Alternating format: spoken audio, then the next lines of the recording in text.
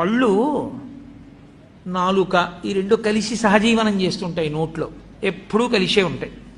ఒకానొక నాడు నాలుక పళ్ళని అడిగింది, నేను రుచి ఒకటే చూస్తాను, కానీ నిజానికి కఠినమైన పదార్థాలని పెడితే నేను రుచి చెప్పలేను.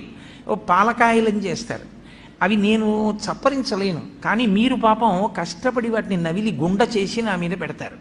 నేను చక్కగా ఇంత రుచిగా ఉందని దాని రుచి చూసి లోపలికి తోస్తూ ఉంటాను.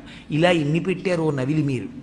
కాబట్టి మీరు నాకు ఎంతో ఉపకారం చేశారు, మీతో కలిసి ఉన్నందుకు నాకు ఈ ప్రయోజనం వచ్చింది. మీకు నేను ఏదైనా ఉపకారం చేద్దాం అనుకుంటున్నాను. కాబట్టి మీకు నేనేం ఉపకారం చేయగలను చెప్పండి. మీరు 32 మంది, నేను ఒక్కదాన్ని. 32 మంది కలిసి నాకు ఒకదానికి ఉపకారం చేస్తున్నారు ఇన్నాళ్ళ నుంచి. నేను ఒక్కదాన్ని మీ 32 మందికి కూడా ఏదైనా ఉపకారం చేస్తాను. ఏం చెయ్యమంటారని అడిగితే పళ్ళు అన్నాయి, మాకు నువ్వు చెయ్యగలిగిన ఉపకారం ఒకటే, మేము పెట్టినదంతా తిను చక్కగా, పనికి మాలిన మాటలు మాత్రం మాట్లాడకు.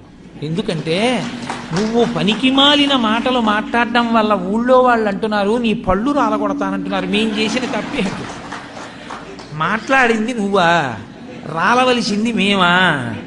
సత్సంగం లేకపోతే వచ్చేటటువంటి వ్యతిరేక పరిణామం కూడా అలాగే ఉంటుంది.